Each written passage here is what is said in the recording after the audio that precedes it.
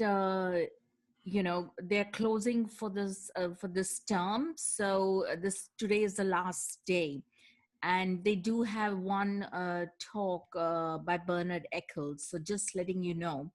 So, but at the end of this, we will actually just for a couple of minutes, we can discuss what you want to do with the classes, and because we have to cover each and every um, each and every house in great depth. And we haven't even began with we've just kind of barely gone into the Lagna. Is that okay, everyone? Yes. Yeah. Okay, so let me share my screen and then there we take it from there. Okay, can everyone see? Yes. Okay, lovely. So let's just begin with the Guru Mantra, Om Gurave Namaha. Okay, 6 times. Okay. Om Gurave Namaha. Om Gurave Namaha. Om Gurave Namaha. Om Gurave Namaha. Om Gurave Namaha. Om Gurave Namaha. Namaha. Okay, just making a little correction, everyone. It is not Namaha, it's Namaha. As you can see here, Om Gurave Namaha. After the Namaha, the sound Namaha, it's not Namaha. So there's no like H and A, because there's a Visarga, and Visarga means you need to stop. Like it's like slamming of brakes. You got to stop. So it's Namaha. That's it. And then stop right there. Okay. The Sanskrit pronunciation is quite important because it changes the meaning of the word completely. Now, as we all know that the Rashi is owned by Surya and the Nakshatras are owned by Moon, so I'm not going to go into that little recap. Of course, the Surya is got 12 Rashis. It lords over the 12 Rashis, and the Moon, Chandra, lords over the 27 Nakshatras. So not going to go in that. Now, here we come to the main our main theme for we are beginning the houses, and the main house is the Lagna. The Lagna is literally derivative of the word in Sanskrit called Lagan. Lagan is to be yoked, to be joined up. You know, it's like something that sticks. You can't move it. You cannot, like, you know, uh, you can't separate it out. So that's Lagna.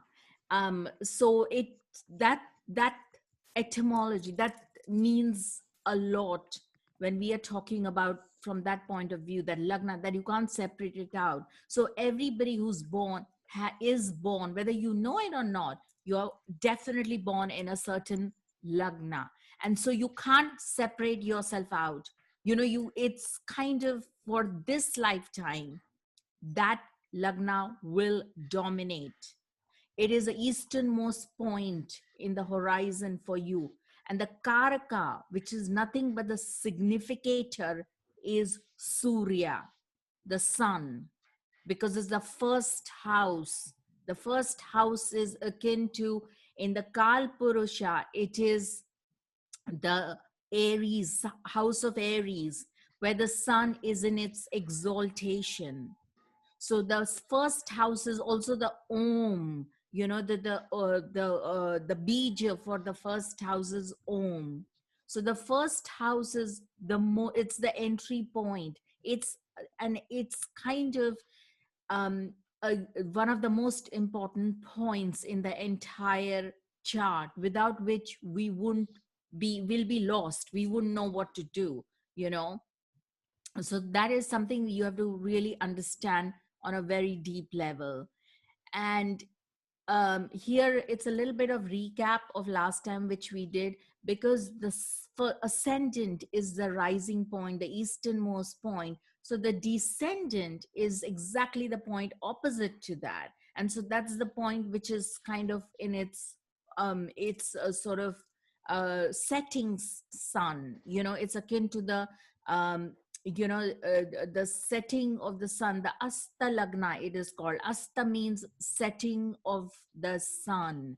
So it is always saptama, that is, it is in opposite to each other. The seven, saptama is seven, and so it is indeed like the setting sun. So it is a point of, it's like death, you know, it's sort of like it's synonymous with end of life. That is why in Vedic, seventh house is always seen in for death and where you're going, like in punya charts, like in Vedic, when somebody passes away, we often do the punya chart. Punya chart is the point when the moment the person has passed away, we cast a chart, and it is a highly of great importance, that chart, because we will then examine the planets in the seventh house, because that is a setting. So if there are a lot of malefics, the spirit is going to hover around on top of the earth, and this is a very difficult issue. That means there's been a lot of papa, there's been a lot of like negative karmas attached to the soul, so the soul can't directly go off and do go on the higher lokas or the higher planes. You know, it's kind of dissatisfied, it's going to hover around. So so the seventh house has a very sort of very difficult connotation, while the Lagna, the first house, is amazing. In the first house, Jupiter in the first house is like, wow. Sun in the first house is superb. So, and Mercury in the first house is also Digbala, that is, it gets great strength. So, Jupiter and Mercury get great strength in the first house. So, this is the basis of how we determine the strength of the lagna or the ascendant. So the and the seventh house, Jupiter and Mercury, even though it's nice to have, but it's sort of not very it's Mercury is in its dying position, which we will learn soon about planets go and die in certain houses. But before that, we have to cover all the 12 houses in great depth before we come to which planet does brilliantly, where it gets great strength, which planet is like completely in its dying position. So now, again, this is a little recap that roughly the Lagna or ascendant moves 2 hours per sign, or approximately at the rate of 4 minutes per degree of longitude. And this approximate motion is Bhava Lagna. And so, again, we will, I won't go too much into it. You can read about this. Is just a little recap from last time. This again is the Kal Purusha, as we know, begins in Aries. That is the first house and follows all the signs. And it's like the Vitruvian man. He's mapped from the head, the Aries, and then consequently all the rest of the face, arms, they all follow. Again, a little bit of a recap, but I'm not going to go too much into it. The Kal Purusha again is personified. So if you're Scorpio rising, then that becomes your head. And then the next house is your face, which is akin to Taurus. The third one is Gemini, which is rules the arms, and so on and so forth. So third house is your, behaves like Gemini. So its arms comes under Gemini, as we can see here. So yeah, so on and so forth. Again, a recap, just letting you know. Now, one of the Western interpretation of Lagna is markedly and vastly different to the Vedic. In Vedic, the Lagna is not just our physical body, but it is our point of intelligence. It's our dhi shakti. Dhi in Sanskrit means our brain power, it's our intelligence, our fundamental way of the way we are. What's the gray cells, which kind of um, discriminates us from animals and other plant kingdom, other living beings. That's the human intelligence, the dhi factor. That's the lagna. And it is also our viveka, which is the discriminating power of our intelligence. So these two are, there is a distinction in it. One is absolute pure intelligence, and the other one is a discrimination power. That is how we are able to discriminate, decipher, you know.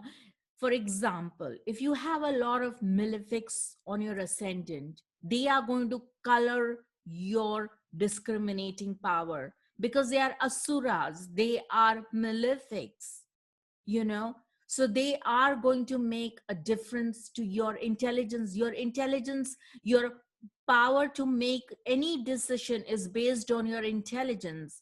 And so these planets are going to inform you of how you're going to think, how you are going to decide. So that is extremely important. So the concept of viveka is absolutely crucial before we make any kind of prediction, because we have to understand lagna on a very deep level. And so and again, I'm going to like I said, I'm going to repeat a little bit more about what determines the viveka, our discriminating power, because there are two things we discussed last time. One is the graha drishti, which is a planetary aspect, which is distinctly different from the rashi drishti, or the drishti, or the aspect of the signs. So you have to really, so these two are big players in determining your intelligence, your fundamental core intelligence, and your discriminating power to do right, wrong, to choose. You know, two people see the similar incidents, but they are going to report back. If they are like journalists or report, let's take basic example. If two lagnas, maybe two same lagnas, let's say two Taurus lagnas, okay? But if one has, let's say, Rahu in the lagna, and the other one has got, let's say, Venus in lagna, if they were to see an incident and go and report back, they both will have a very different interpretations of the same event. And that's determined by the viveka, the discriminating power. The Rahu will pick out certain things in the incidents, which is going to have a very Rahuvian flavor to the what he writes about, versus somebody who's got a Venus in the Lagna, same Lagna, and they will have a very Venusian take on the same event. So you have to understand that this is absolutely crucial. Without this, we cannot make any judgment. And this holds true even in horary, which is the Prashna in Vedic, because this is across the board. Whatever applies for the nativity applies even to Prashna or horary. And we cannot make any judgment, you know, without this basic concept here. And the other basic concept is Lagnesha, which is the ascendant ruler or the Lord.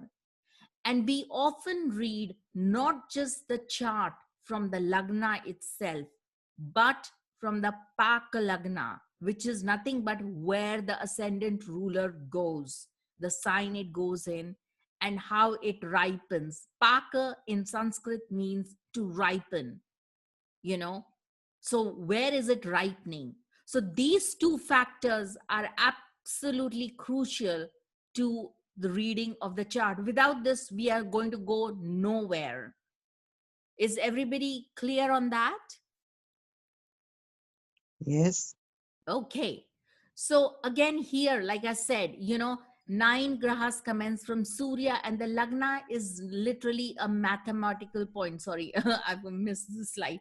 But here, now, whatever the ascendant, whichever house the Lagna Lord goes, that becomes the Paka Lagna.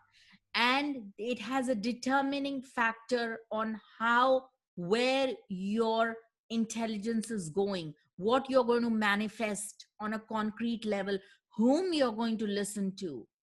So if you're in Aries Lagna, let's say, and your Mars is, let's say, in the third house, the house of strength, the Parakrama, the house of courage, it is also the house of siblings. So you are going to pay attention to your siblings. There's going to be sibling rivalry, but those issues of siblings, you're constantly going to be kind of concerned about what she said, what my older sister said, what my younger sister said this, or my brother's doing this. All these things are going to be in your kind of your intelligence, in the purview of your intelligence. You're going to be constantly, there's going to be constant interaction. You can't get away with it. Versus somebody who's got Lagna Lord, let's say the Mars is in the 10th house, it's going to have a completely a different flavor to somebody with Lagna Lord in the third house. you know Here, the somebody with Lagna Lord in the 10th house is going to be listening to their bosses. He's going to be concerned with their standing on this planet, what they are going to be doing, what work, what is their driving force. So these are very, very crucial. That's the Paka Lagna, because the Paka Lagna in here, if the Lagna Lord goes into the 10th house, that becomes your Paka Lagna. So we then also read the chart from here, what's happening to the planetary positions. So you have to understand, it's extremely vital you get these two concepts, because they are the building blocks. Without this, you can't move forward. Now, this is from the chapter 11th of Parashara. I have come to know of the evils and antidotes thereof from you. Please tell me what is to be deduced from each bhava. Bhava is literally, bhava is to do in Sanskrit. Bhava is house. Bhava is also emotion. It's how we are engaged in. Bhava, literally, that's what it means. So each house, governs a certain way of being, a certain emotion it's going to bring out. And the indications of Tanu Bhava is the first house, is the ascendant. Tanu, Tan means our body. So it is not just our intelligence, it's also our body. That's the Tanu Bhava. So Parashara replies, physique, appearance, intellect, or the organ of intelligence, brain, complexion of the body, vigor, weakness, happiness, grief, and innate nature are all to be guessed through the ascending Rashi or sign. So this is an extremely important principle for the Tanu Bhava, which is the first house, which is ascendant, which is the rising sign, which is the Lagna. And the other one, the second Bhava, which I have just put it, but we are not going to cover this too much in great depth today, but I have to mention it. The second house, indications of Dhana Bhava. Second house, Dhana in Sanskrit means wealth, grains, food, family, death, enemies, metals, precious stones, etc., are to be understood through the Dhana Bhava, which is the second house. So these two are extremely important, but I had to bring in the concept of Tanu Bhava. Tanu means your actual body, your tan in Sanskrit. Now, the effects of Tanu Bhava. Okay. Now here, physical comforts. Should the Lagna Lord be in Yuti with the malefic? Yuti means aspect with a malefic, or be in Randar Bhava, that is 6th house, 12th house, physical felicity will diminish. So that means these people, if you have a Lagna Lord, let's say, with an aspect from a malefic planet, then or it is in the 6th house or the 12th house, there won't be too much of physical comfort. So that doesn't mean that these people are not going to be well off or anything, but it just means that these people will be always not being able to extract maximum pleasures, maximum comfort from their environment, from their circumstances, from their certain situations. The 6th house is the house of work, the house of open enemies too. And the 12th house is the house of bed pleasures, is the house of institutions, is the house of loss. So if the Lagna Lord goes in Randar Bhava is also the 8th house. So either it goes in the 8th house, 6th house, or the 12th house, then the physical um, felicity is not too good. That means we'll always be kind of maybe if we have like our Lagna Lord going into the 12th house, that means we are not always, we are worried, we often don't sleep very well. And if it is with a malefic, 100% you will not be able to sleep very well. So you may have to take steps to consciously, be consistent in your sleep time, or make efforts, use sort of products to kind of lull you into sleeping, or maybe use like sleeping pills or something. There are many variations, but you will have to take care of this in order to fall or sleep well. It's one thing sleeping on time and sort of waking up, but it's also the quality of sleep. You could well be sleeping 10 hours a day, but if your quality of sleep is not very nice, then those 10 hours are kind of a little bit useless. So the Parashara is saying something very important here, that the Lagna Lord ideally should not be in with a malefic, and it should not be in the 8th, 6th, or 12th house. But if he is in an angle or a trine, there will be at all times comforts of the body. So if Lagna Lord is in debilitation, combustion, or enemies Rashi, there will be diseases. With a benefic in an angle or a trine, all diseases will disappear. So essentially, the Lagna Lord can be in an angle. Angle means um, kendras. That means it will be in either in the 1st house, or the 4th house, or the 10th house, or the 7th house. So if it is in an angle, it's very good. They have comfort. They have, they'll be comfortable.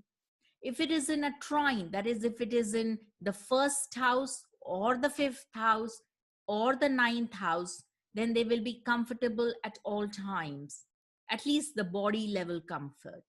Now, you also have to understand one thing, that the 1st house or the Lagna or the Tanu Bhava, as Parashara is calling, is also not just a Kendra, that is not just an angular house, because the 1st house, 4th house, 7th house, and 10th house are all angular houses in the increasing order of their importance. So the 10th house is like the highest in terms of the most important angular house. So the 1st house is also a trine house, because 1st house trines the 5th house and it trines the 9th house. So it's simple, right? It's not rocket science. It's a simple concept, but it's a very crucial concept, that the 1st house or the ascendant is also not just a kendra house or an angular house. It's also a kona or a trikona or a trinal house.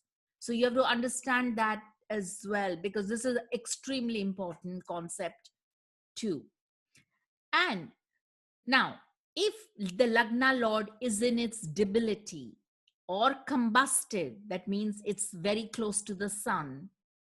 And there are certain degrees within, if a planet comes, which again, like I said, we have a lot to cover. I don't think I've covered combustion of degrees, or maybe I mentioned it, but certain planets, they all have varying degrees of combustion.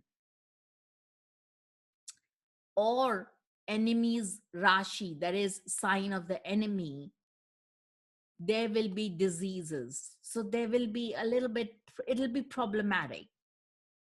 With a benefic in an angle or trine, all diseases will disappear. Wow, you've got Mercury on your ascendant. Beautiful.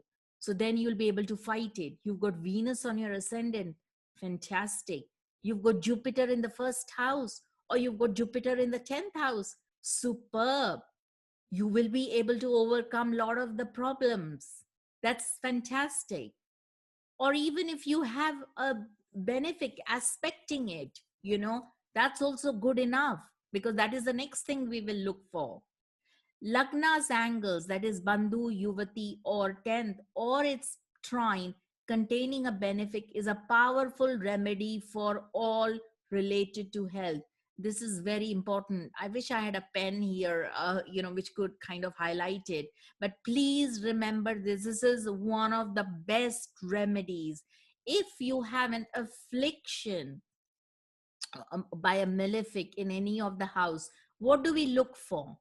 We will look for a benefic in the kendras, that is at angles, first house, fourth house, seventh house, or the 10th, or in trine.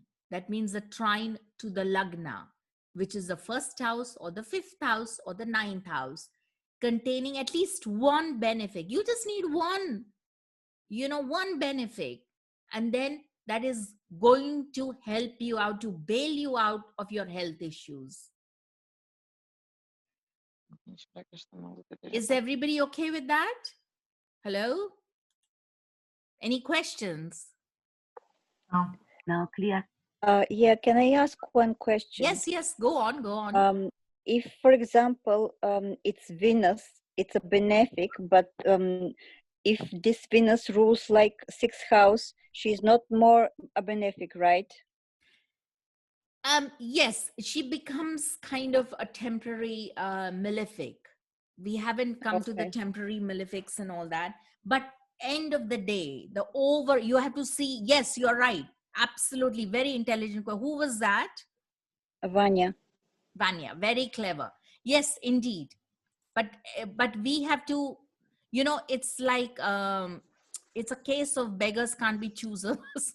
you know so if you do have a Okay. benefic, if it is only Venus, it's end of the day, Venus is still remember the list that I gave you for the benefics and the sorry, hang on.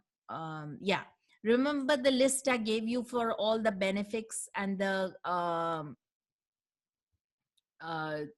malefic list. So Yeah. Mercury, Jupiter, Venus, these three are benefics. Okay, but with Mercury there is a caveat. It cannot be in conjunction with a malefic.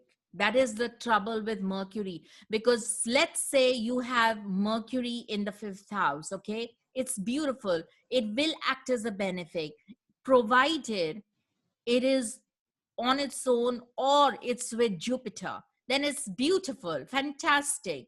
But the minute it goes with, let's say, Saturn, with Shani or Rahu, oh my God, Rahu is like the most diabolical for Mercury. So Mercury then will start behaving like Rahu, and then things will absolutely, he will start to behave like a malefic, right? And if it is Chandra, a waxing moon, it's beautiful. That's still, end of the day, we will want to grab as many benefits as possible, because we are talking of protection here. The mantra protection will come from these benefits. And we want as much as possible the benefits on our side. Yeah.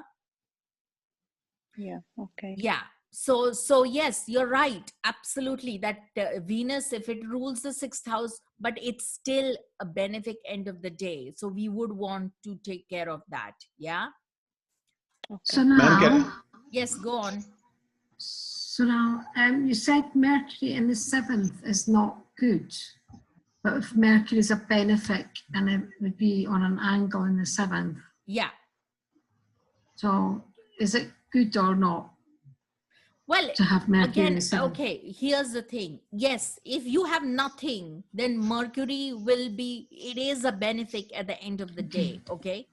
So yes, it is. But there's also another aspect to it, because Mercury in the seventh house is in its Maranasthana. Okay. Mhm.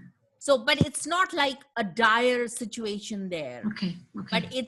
it's still, and again, it is in zero digbal. That means it's in zero strength, because Mercury, remember I mentioned that um, if you have Jupiter and Mercury in the Lagna, it is fantastic. They are Yeah, yeah. 100% strength. They have the great strength. It's called digbal. That means it's got directional strength. They have great powers. Their blessings, and we will learn. We will need a whole 2-hour session only on which planet does fantastic in which which house. Okay. It gains it's called digbal. The concept of digbal is it gets planetary strength. Okay. So that particular devta is going to bless you. So for example, if you have Jupiter in the first house, Ishanaha, Lord Shiva, Ishanaha is going to completely bless you. You will have great powers for learning, for all sorts of beautiful learning. You will be blessed by it. Your intelligence will work like that, you know. So it's a very, very positive thing. And a single benefic, according to Parashara, a single benefic in Lagna, here it is actually, a benefic in Lagna will give pleasing appearance, while a malefic will make one benefit of good appearance. Felicity of the body will be enjoyed if Lagna is drishtied by or yuti with a benefic. Yuti is conjunction, and drishti is, we know drishti, what it means. It's an aspect to the Lagna. So even if you have a single benefic in the Lagna or aspecting the Lagna, by Rashi Drishti preferably, because it's permanent as we have learned, then it is absolutely fantastic. So no matter what diseases come, or you'll be able to, at least you have the power by certain ways of meditation, mantras, or whatever you do by certain following certain things, then you can overcome that. Okay. You can overcome the difficulties. Is everybody okay with that? Yeah, thank you. Yeah. So if Lagna Lord, where were we? Yeah. Okay. If Lagna Lord, Budh, Guru, or Shukra be in an angle or in a trine, the native will be long lived, wealthy, intelligent, and liked by the king. Fame, wealth, abundant pleasures, and comforts of the body will be acquired. If Lagna Lord is in a movable Rashi, will be acquired. Okay. If Lagna Lord is in a movable Rashi and is drishti, that is aspected by one benefic graha.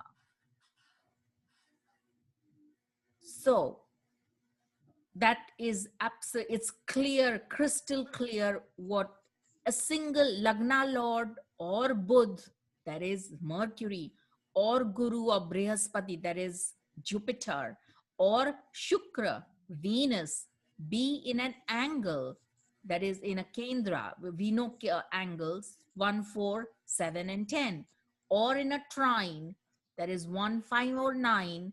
The native will be long lived, wealthy, intelligent, and liked by the king. This is a no brainer.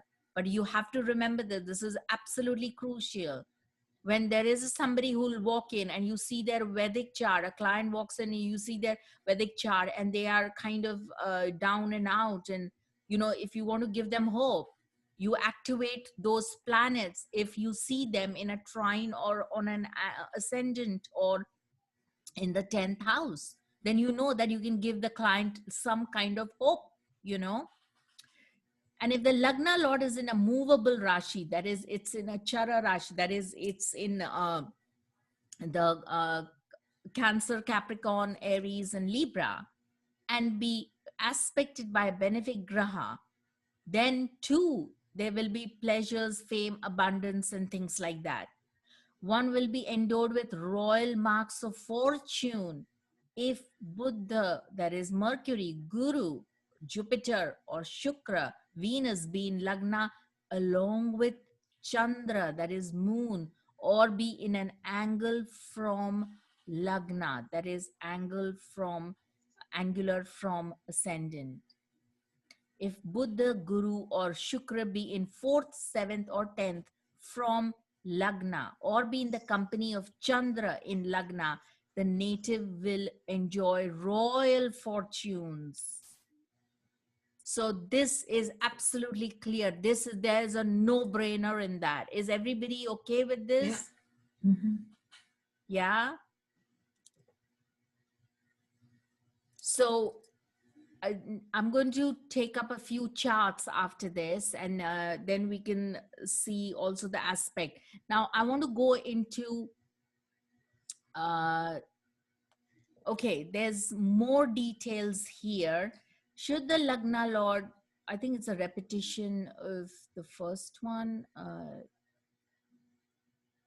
Yep, it is. Okay, sorry. Now, did everybody get how to make the chart here? Yeah? Yeah. Hand drawn, yes? Let me just take a picture of that. Sorry? Let me take a picture. Yes, please do. Because, if you have to quickly draw your chart, which is now that we have an eclipse coming up, I would recommend it, drawing your chart. And there is a process also to be done. Maybe we can, because the solar eclipse are powerful times for manifesting things that you would like. So ideally, you draw a chart in the South Indian fashion, that is the Jupiter chart.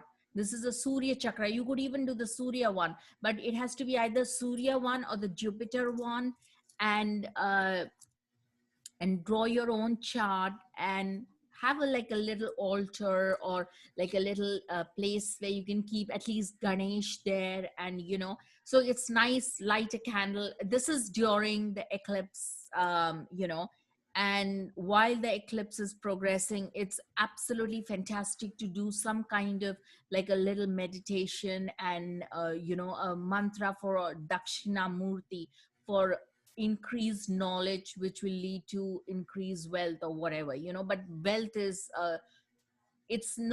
wealth is not just about money, but a wealth is in terms of, predominantly in terms of well-being, abundance of coming through knowledge of all kinds. Okay.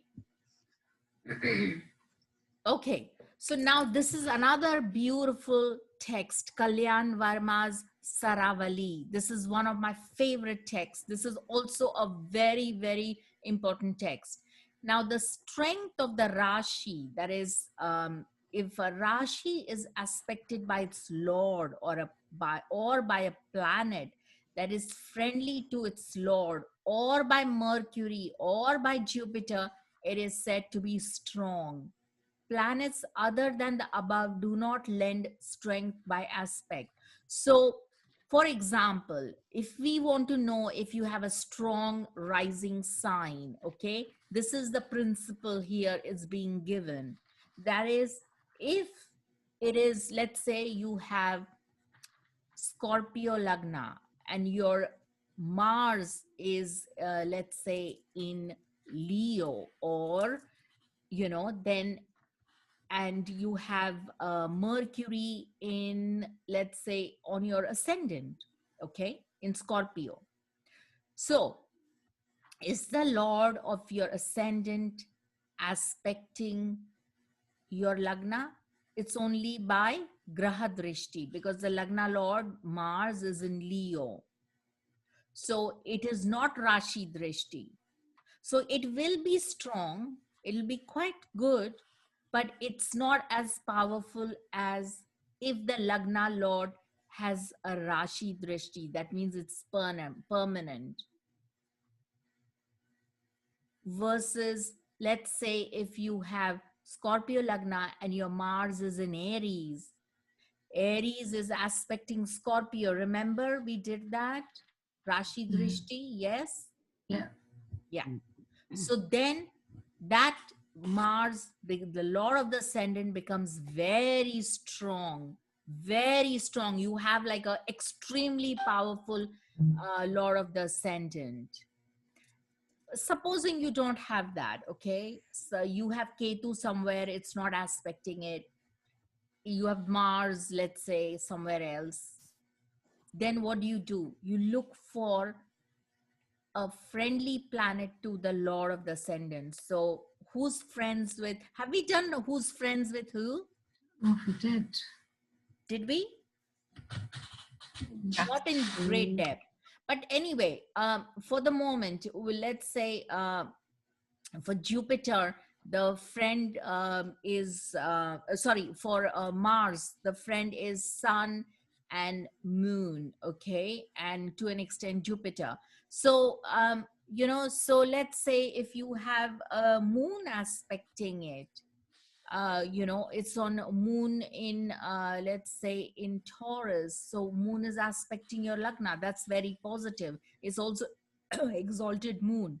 So, so that's going to be very positive. Or you have Mercury in Lagna, then that is also aspecting your Lagna.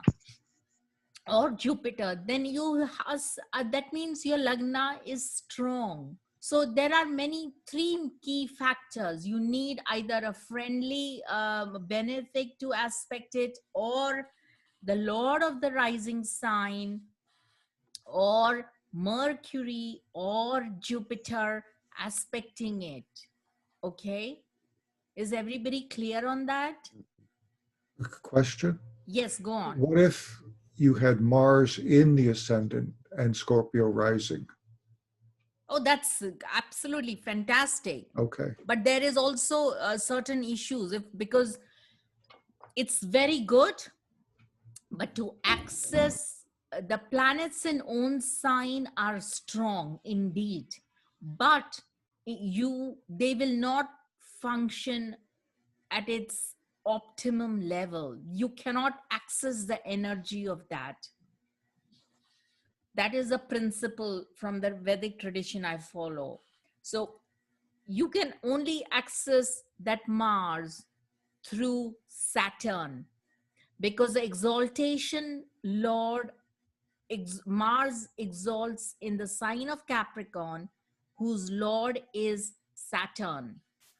So you have to then appease Saturn in order to make this viable, access the energy of that Mars. But one thing is absolutely certain, that good or for worse or whatever, you know, good or bad, you are forever, that Mars is going to be sitting on your head, and forever it's going to discriminate it. But the Mars is, because it's in its own sign, it's completely powerless. The results of its effects, so to speak, will be given only by Saturn. Okay, it's a little bit advanced concept, but I'm still putting it out there for people to get. Yeah. And this would be for any planet, or just for any planet in their own sign, or just when they are in the ascendant? No, this is for any planet that is in its own sign, Svakshetra, which is in its own sign. That will be the result of it. Okay. So you Even the need sun. Sorry, go on, So Margarita. Yeah. yes, so you need the help of a planet that is exalted in that sign. Ah, okay. Mm, No, not in okay, that thank you. sign No. where that planet exalts. So we'll do Ah, a few charts, okay? So for okay. example, do you understand, Margarita? Yeah, So yeah, for yeah. example, let's say you have Jupiter in Pisces and you are a Mm, Pisces rising, your Lagna is Pisces, but you cannot access that mm, Jupiter. In order for you to be able to access that Jupiter, you need to look for where does Jupiter exalt, which sign. We all know that. Come on, tell yeah. me which sign. Cancer. Oh, yeah, in Cancer. Yeah. Absolutely. So then the results will be given by By the moon. moon. Oh, right. Okay. Yeah, yeah, So thank it's a you. very simple principle, but it's a fundamental one. All planets in own sign, or swakshetra as they call it, it's akin to Lord Shiva. It's hovering on another sphere. It's Mm, not on earthly plane. It's on mm, higher lokas, on higher spheres. You can't mm. access it. Of course, it's strong, but it's on a very elevated level. In order for you to bring it down, to access those energies, you have to go through the planet of the exaltation sign, Lord. Okay? Yeah, So and it's a for simple. any house, independently of Yes, a house. absolutely. Yes. Any Mm, house. So any house, let's say you have Jupiter in the 5th house in Pisces, mm, So how do you access that? You can't access it. yeah. You will have to Mm, go through the moon. Then you have to mm, figure out where the moon is. mm. And so if you have a moon angular to Jupiter, superb, fantastic. And if your moon is a dark moon, like a waning moon, it is Yes. strong. It's still strong. It's like if you have Venus in the 6th. So it's not giving the full help, but maybe a little help. Or in this case, you need to look for another planet. No. You have to, what do you mean? Even if a moon is, for example, a waning moon, Yeah, not a it doesn't waxing moon. matter. Ah, But the okay, moon will still give the results, okay, all right. And then Yeah, we look for whether the moon is aspecting the Jupiter by drishti or some mm, kind of, or it's in a trine. Then it's mhm, very positive. If it is angular, it is called Keshri Yoga or Gaja Keshri Yoga. It's a mm, very powerful yoga in Vedic. If you have mm, moon angular to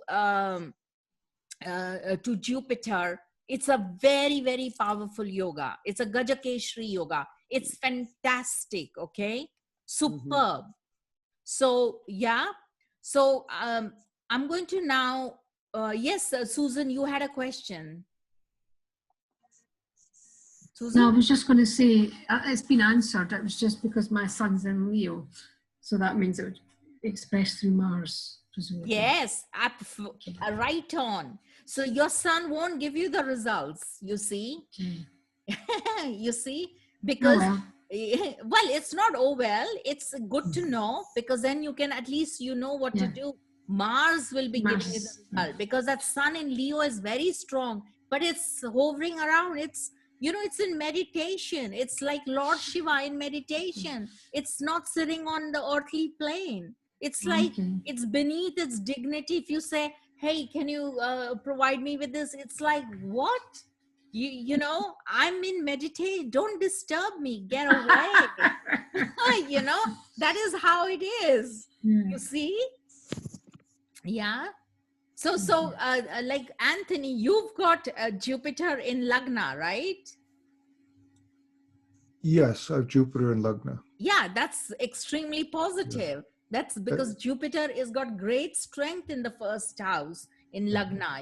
It's in Digbal, it's in planetary strength it gets. So it's very, very positive. Yeah. And I also have Sun in Leo, so Yeah, that but works through Mars. but that's in the 12th house, right? Yes. Yeah. But here we are talking of the Lagna, aspects Mhm. to the Lagna in That's like Yeah. important. Yeah. Anyway, so our focus for next few sessions is going to be the 12 houses. Planets in, we will go through each one in detail, like what planet in what house is great, you know, how it, and how, what is the signification of each house. But here is a little bit quick summary before we go off. Let me see what's the next. Yes, is everybody clear on drishti? I want to know that, you know. Shall we look at some chart? Hello? Yeah. Oh, let's do it. Yeah. So can somebody, Deborah, you had a question. Remember about Deborah? Yeah, I had a question about the difference between planets being at home and the Rashi's owning, or yeah, Rashi's owning planets. Does that make sense? Like, for example, most planets except for Moon and Sun are owned by two Rashis. But then one of the sessions you were saying that they can only be in one home. And so I was a little bit confused about that. Here we go. Is this what you're talking? Here we are. Right. Is So this, like Aries okay. is owned by Mars, but I thought so was Scorpio. Yes, it indeed is. But there is a distinct difference between Mars and Scorpio, because Mars in Scorpio is Swakshetra, that is, it's its home. It feels very comfortable, Deborah. That is the distinction you have to remember. You know, Mars in Scorpio loves being Mars in Scorpio because it's his home. It's like, wow, I'm home. I'm hanging out, you know, life is good. But Mars in Aries, it's like, oh my God, I have to go to my workplace. So I have to tidy up my act. I have to be civil. Mars in Aries is much fiery, very fiery. It's direct. It wants to get work done. It's, you know, it's like his office. It's like your workplace. You're walking from your home to your office and saying, okay, this is, I'm done for the day now. I'm in my work mode. Okay. And so it wants to get work done as much as possible, whatever is cut out for it. Okay. So it's not going to be like comfortable, fun. It's going to be direct. Hey, I want to get my work done. Come on. You know, I don't have time to beat around the bush. But Mars and that is a reason there is a distinct difference between when the Mars is in Aries, it's direct. It's not going to mess about. While Mars in Scorpio is a little bit devious, huh? It's going to be like, it'll take a long route to climb the mountain. It's comfortable. It's going to hang out. It's going to devise strategies, you know? It's going to do things in a very Scorpio-like manner, you know? Right, but they're still owned by two signs. Of course they are. You know, what do you mean they're still owned by two signs? Yes, of course, Mars is in, you know, but there's a distinction in the how it is being owned. The how is the distinction, okay? One is at home, Ketu is at home in Scorpio, but its office is in Pisces. So that means it has work cut out for it. Every planet has some amount of work cut out for it. Do you understand that? Yeah. So one is at home, it's hanging out, it's extremely comfortable, it's close to the mother, to its family, it loves being there, you know, it's being, you know. But for Yeah. example, Moon in Cancer, it's its home, it's Swakshetra, it's where the mother is. But when it comes to Taurus, of course it is in exaltation, but it is also in its office mode. It wants to get work done. You know, there is an agenda. We have some stuff to do and let's get on with it. It's not the I same think, as hanging out with the mother, with like being very nice and moon-like and cuddly and just being very relaxed. you know? Yeah, go on, Anthony. Yeah, I Yes. think the confusion of the table is that, take the example of Aries rising. Then we would say Mars is the Lagna Lord. Yes. But in the table, it looks like Mars is sort of the office lord and not the home lord. No, Yeah. but that doesn't matter, because if Yeah. you're Aries rising, you have only one lord of the ascendant, that's Mars. But I think that's where the confusion's coming from. Okay, okay, but here the table is predominantly that each sign has a certain ruler, and what is it most comfortable in, you know? But that doesn't mean that Aries doesn't rule, Mars doesn't rule Aries. It certainly does. And Mars is also one of the rulers of Scorpio, but so is Ketu. And in fact, Ketu and Mars, Ketu is a stronger ruler of Scorpio. That's why Ketu and Mars, because they are dual rulership, Scorpio behaves very differently to Aries. Aries people are direct. They're like, go, go, go. You know, there's no messing about. There's no, they'll say things directly. Scorpio is, there's a 8th house flavor to it. You know, Scorpio rising people are far from direct. They can be direct, they can be very open, and in fact they are open, about their lives and everything. But there is So- always a sense of the 8th house kind of, strategy and secrecy. There is always that in the background. Yes, go So on. for Aquarius, would Rahu then be the stronger ruler than Saturn? Yes, Aquarius has the absolute luxury of being like, wow, ruled by 2 greatest of malefics. And so because of that, Aquarius, Rahu can do no harm to Aquarius. Just like Saturn can do no harm to Capricorn because it's the Lagna Lord. So if you have Aquarius rising, Rahu is indeed a stronger Lord, because Rahu is it at home in Aquarius. It's not going to harm you ever.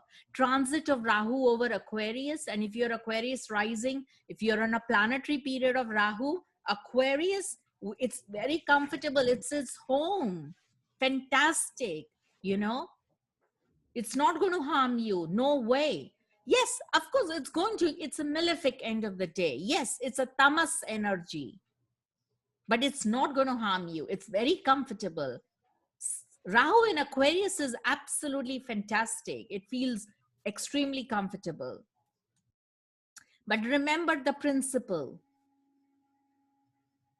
Rahu, planets in their own sign, Swakshetra, won't give you direct results. If you want the results of Rahu, and if it is in Aquarius, you will have to go to the moon, because the exaltation of Rahu is Taurus.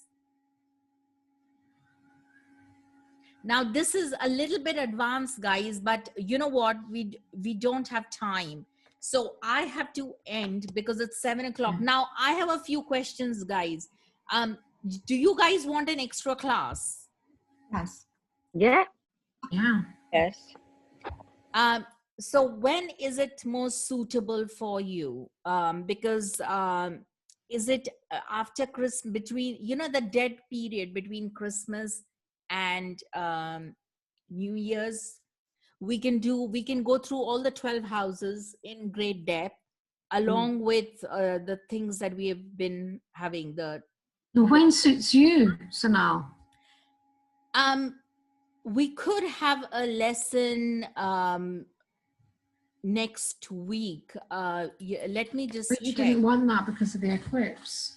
Yes, I think I don't want anything over the eclipse. Why don't you pick a few dates that suit you and then see who, like the majority? Okay, that's Just go fine. with the But majority. how of the about dates that suit Monday you. the 28th? Yeah. Okay. Okay. Yeah. I Right? could do It's that. fine to me. Okay. Yeah. That'd be fab. Great.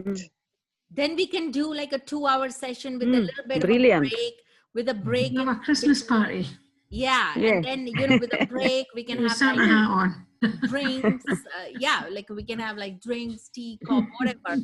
You know, but get an energy going. But because the 12 houses are very interesting and they are very different to the Vedic. Yeah, they are. Sorry, to the Western house systems. There is some similarities, of course, like, you know, second house is of course a house of, you know, wealth and all that, but there is some things that are distinctly different. And I will put together like what Parashara says, what Saravali says, and I'll put them all together, and then we can get some kind of dialogue, and we'll do some charts after going through all the 12 houses and what it means, like sun in each house, moon in each house, that kind of a thing. Would you like that? Sounds Yes, fab. please. Yes, Thank you. very Yes, much. Thank you so much. fantastic. Okay, Fantastic. Thank you. excellent. So- So we